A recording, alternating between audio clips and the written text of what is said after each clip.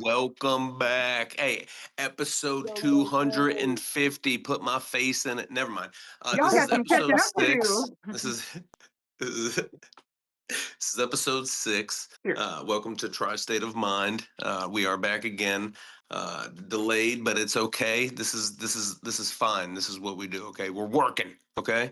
Anyway, Tim, Steph, hello. How's it Hello, going? all. Thank you for being here. Salute to both. Kind of just traveling on my own mind here, and just more leaning towards Tim's side of things here lately, though. So Looking more and more like that's what's going to happen, or that's what's going to need to happen. Tim was right all along. Imagine that. Don't let him get a big head, you guys. Just don't make Forehead the and caption. all. I told you so. I'm hey, gonna just put that as screenshot the that roll thumbnail right for this there, right episode. there. I told you so. That's That's it. the I thumbnail for told this you so. episode. I told you so. All right, so tell us more, I want to be Tim, that guy. about what's going on right now. What are you hearing? Gosh, what hasn't he done? I know the three that kind of came across my feed pretty recently that surprised me, though I should not be surprised, is y'all hear about this $250 bill that is supposed to. The Trump administration is pushing really, really hard for this new $250 bill that's supposed to feature his face on it, along with his signature, which would make him the first living president with a currency that has his face on it. Actually, there are already $100 bills that are being currently printed as we speak that feature his signature on it. But we all know that for our, commander in chief, that's not good enough because it's always got to be more. It's all about the symbolism with these people. I mean, what else do you expect from a satanic cult of people that are doing this? It's all about the symbolism. Always has been. Not to mention, he's talking about wanting to cover. There are some horse statues somewhere in around the White House area that he's wanting to cover with 24 karat gold because he wants them to sparkle for America's 250th birthday. I cannot make this up. This is real. Steph, I see your jaw. I mean, Yeah. feeding people, putting homeless in houses. No, let's put some gold on some stuff. Come. Yeah, Right. where are we at? Right. Where- Yeah. For anybody who doesn't know if we're in the upside down, if this doesn't get it, and if that doesn't get it, then there's the $67 million that he's taking out of what is supposed to be used to maintain national forests and using it for Who needs trees? various vanity projects, probably including what we just mentioned here with the gold on the statues there. So, yeah, Oh, that's not 67 coming out of million. taxpayer money, huh? That's not coming out of the taxpayers' pockets. Oh, okay. That's Right. at least we Well, got that going for us right now. we're just going to take it from the bucket that's labeled Parks and Recreation there. We're just going to take it from that because who needs national parks? Who wants to go see those anyways, Who needs right? trees? Who needs trees? Paper, Right. paper is a dying industry, anyways. It's all digital. Yeah. they don't need property. Yeah, they don't need beautiful parks to walk in and nature. It's control. It's weird. Yeah. I mean, I've got other things that I've seen too, but let's start there. So, who thinks we're still going to vote out of this? Are you looking at Oh, me, no, Tim? facts. The crazy. Are you looking at me? We talk about this continuously, and there's a lot of people that come in and they're like, "Hey, man, you make a lot of sense." Like, but how does it not reach more people? Like, how does it like? How does everyone just cheer for things being taken away from them, and you can see it blatantly in front of you? Like you're cheering for your downfall. It's That's why I'm leaning towards you, Tim. Yeah, man. Like, hey, Steph, how the hell are we gonna vote our way out of this, Come on. Steph? Huh? Come on How are we over, gonna Vinny. The vote our water's way? Hey, fine. Steph, I've been pushing tell us how Tim's we're voting our thing. way out of this. I've been pushing Tim's thing, but I gotta have plan B or plan C or D. We can't just roll with one plan, guys. Come on now. Yeah, you are the overthinker of the group. All right, let's make it simple. What are we gonna do then? What's the I'm either the overthinker or the let's take action. Let's make So it here's the easier. story. Here's this little short story that I kind of came up with to make people kind of imagine this situation. Right? We agree. We know something has to be done, and we know that this ain't life. This ain't living. This is just surviving. Right? But the most common pushback that you get is, well, what do we replace it with, right? We know we got to tear this down, but what do we got to replace it with? Well, so the story I kind of came up with was, let's say you're walking down the street on the sidewalk, somebody walks up to you and, puts their hands around your neck and they start to strangle you. So before you make the decision to take their hands off your neck, do you need to stand there and plan out your whole afternoon? Or are you at least going to remove their hands from your neck first, and then you can worry about what you're doing with the rest of your afternoon later? Same scenario with what we're talking about as far as revolution goes. At least for me, in my mind, this makes perfect sense. Just because we can see the cage clearly and we recognize it for what it is, doesn't necessarily mean that we already have to have the way out built. You know what I mean? We can at least start with taking the boot off our neck and then figure out the rest as we go. When it comes to this, we kind of collectively need to come to an agreement of like, okay, we don't know what the future is going to look like right now, but we at least know enough to kind of agree that we at least need to stop doing what we're doing. This is not normal. The crimes are still happening. There's kids still being taken. There's evil still occurring everywhere in the world. And, we're waiting to vote this into change, or kind of psyching ourselves out of it by saying, well, we got to know what we replace it with. Nah, people figured it out for most of our existence. They didn't have a long-term plan. They just lived life a day at a time. I do like your analogy though, Tim, because I think that people will be able to grasp the idea that you're putting out there a little bit easier in terms of just looking at it one step at a time. Because how people get overwhelmed, or it's too big. Right. It's too big to imagine. So it's like breaking it down into like, okay, well, let's just take this first step and then go from there. If you go to an openness, in a sense, if you went to something of that means, like there's going to be people who just feel, not secure because they don't have, the means to protect themselves in ways that others do, and being able to take advantage of. So there's scenarios in that fact too, and that's where you would hope community and people around would kind of stand together and want better. But I mean, it's an inevitable push for the opposite way, to keep everything moving into a way of making you kind of do all the work while they gain the benefit. So I mean, stripping it down and taking it away, yes, it's going to kind of everybody scrambling for themselves. And then hopefully you can, maybe enact a change in society to want better, to come back up into some form of maybe a governancy or whatever, to help, for the first time. But then does that open the door for some other place to come take advantage of this one? You know what I mean? Like, do we become then just a target for, Israel, Afghanistan, Europe, who the hell ever would decide, hey, now look at this place is just broken down and nobody's kind of controlling it. Let's go over here and now get our piece. Yeah. And I hear that argument fairly often too. And I think that my opinion on the matter is that that's part of the programming too. They have kind of sowed this idea that other countries are the enemy, whether it's China, Russia, Iran, whomever. Everybody's They've bugging. painted this picture, right? They've painted this picture in our minds, and it starts from childhood. I mean, we're taught these lessons in school. China's the bad guy. They're a communist country. Russia's the bad guy. Putin's a dictator. Blah blah blah. These things are hammered into our head forever, and so I can see where that belief comes from. I don't think it's substantiated though, because for me, I don't believe that if the rest of the world watches what's really happening anyways, the American regime empire is going to collapse. It's not a matter of if, it's just a matter of when. But I think it's a false idea to believe that, when the other countries see this happen, that somebody's just going to come in and take control. I don't believe that Russia wants to come in and own America and make it Russia 2.0. I don't believe that China wants to come over here and take control of the United States. I don't believe those narratives at all.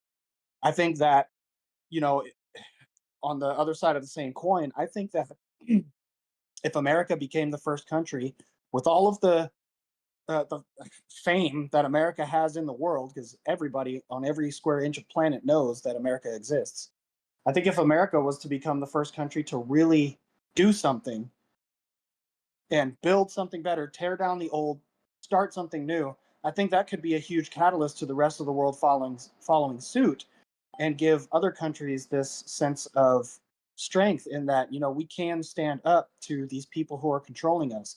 They don't have any real authority to be doing it anyways. We give this to them every 4 years when you vote for them. This has been voluntarily given to these people. And I think that's why everyone is so comfortable with it. But at the same time, that's also why it hurts so much when they turn around and they don't fulfill their promises, you know, especially with all the social safety nets that they are systematically dismantling all the time. But to your point, Vinny, I think it's not true. I don't think it's true that other countries would come in and try to take over. I don't believe that for a second. Wouldn't they have tried by now? I mean, like where they been?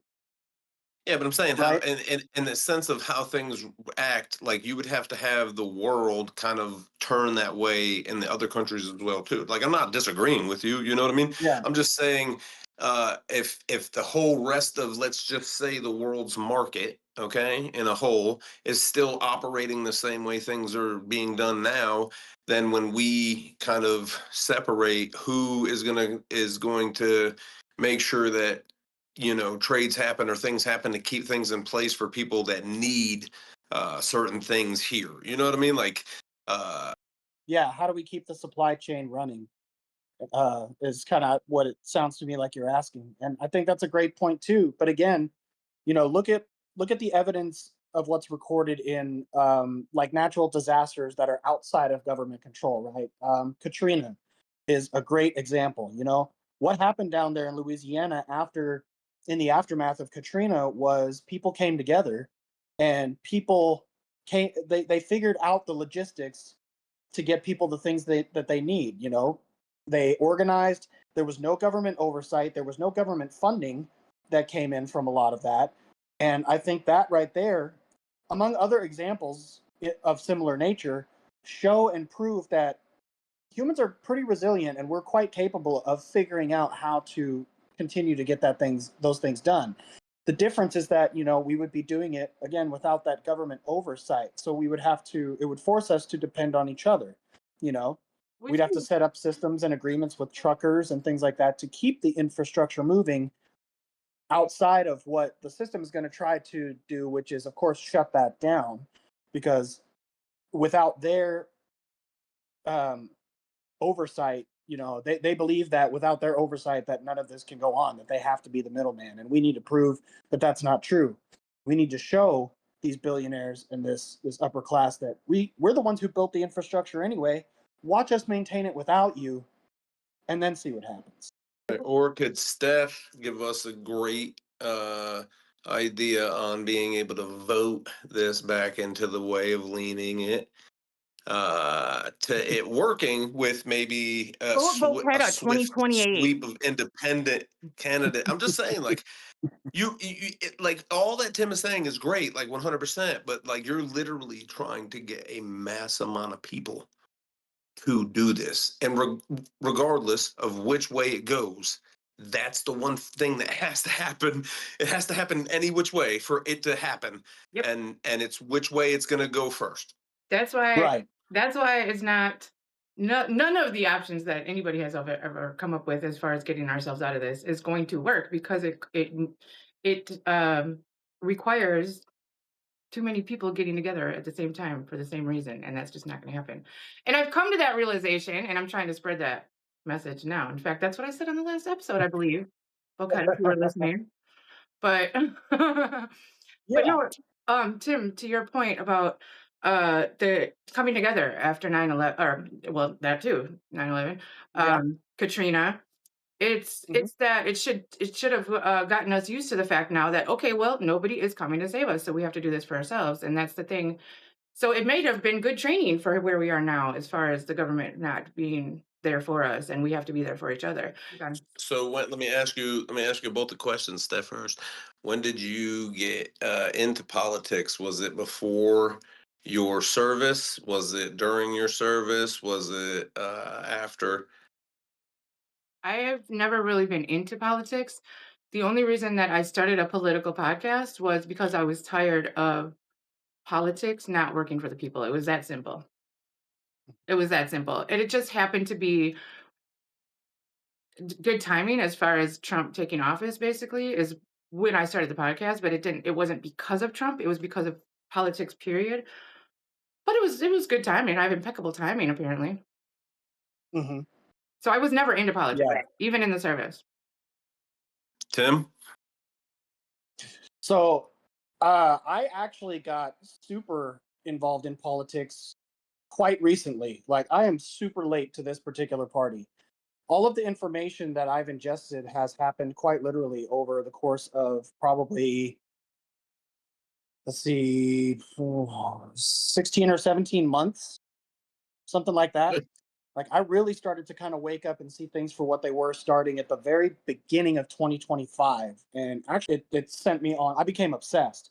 And it sent Right. me on just this wild, crazy adventure of, just seeing the world and seeing what everybody was going through in different parts of it. And I think that right there is one reason why, to kind of address one of Stephanie's points, is, the solution, right?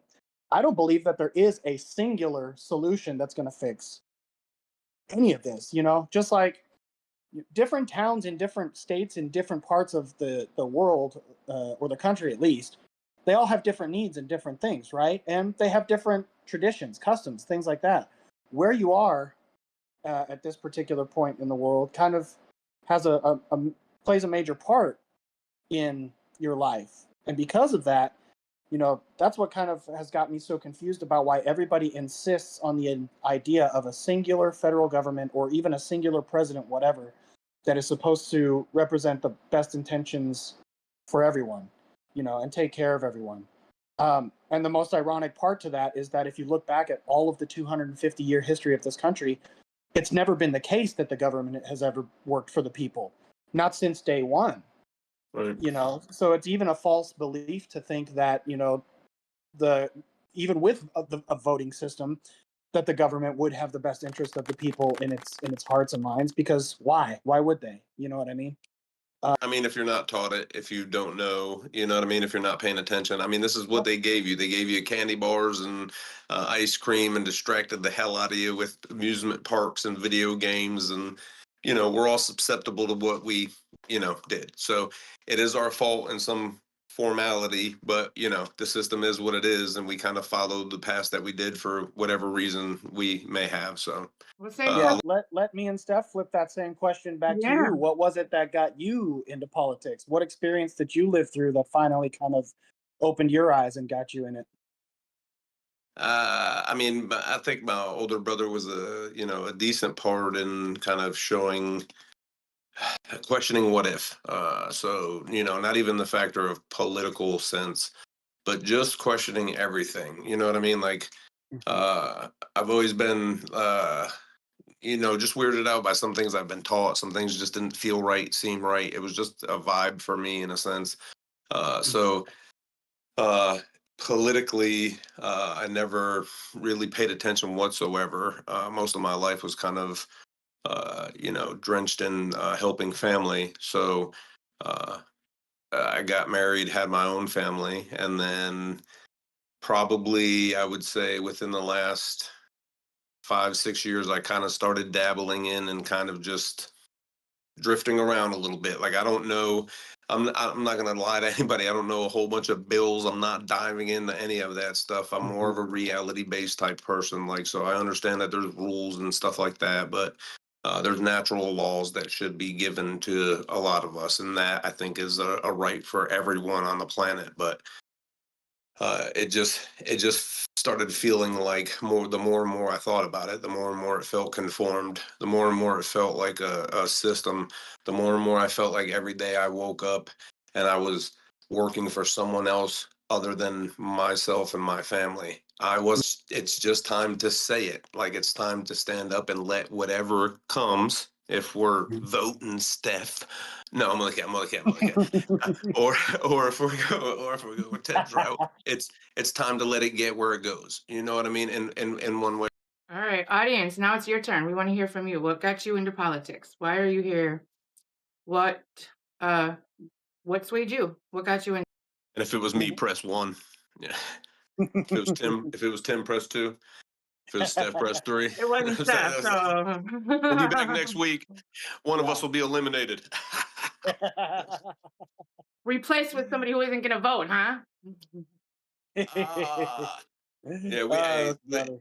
hey, we should get the audience to figure out a game we could play. We'll set it up, and then maybe we can eliminate each other to turn around and have one of us be replaced by somebody else from TikTok.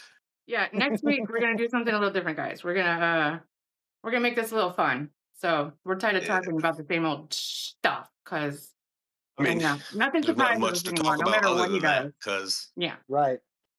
So we're gonna play a Yep. little There's so game. much and then of it. It just doesn't stop. Dang it! Every day is No, a it's new never thing. ending. So we gotta make fun Oh, or we're gonna cry in the corner somewhere. So right. let's Like let's for have some sure. in the fun. fetal position and just think. One of the things that unfortunately like makes sense in my mind, and I've watched it as I've examined all of the catastrophes that we've gone through: 9/11, COVID, all this crap. The unfortunate truth is that we like to talk about unity. And I think that the challenge right now is figuring out how do we unify people without having to have that cataclysmic event that acts as the catalyst to bring us together. Why did humanity unify after 9/11? There were plenty of people who knew that there was something that was being planned and whatnot. Why couldn't we intercept that? Or whatever. Mm. It's an extremely unfortunate truth that something really bad has to happen first before enough people are willing to make the incredibly difficult choices that we need to make to actually fix this. And for a lot of people, I get why they're hesitant, especially if you have a family, because there are children involved. If you're a caretaker for an elderly person and they're dependent on things like medicine, realistically, what we're seeing right now is going to have to get far more uncomfortable and personally affect a lot more people before we see that unification. Um, how do we intercept that? I don't know.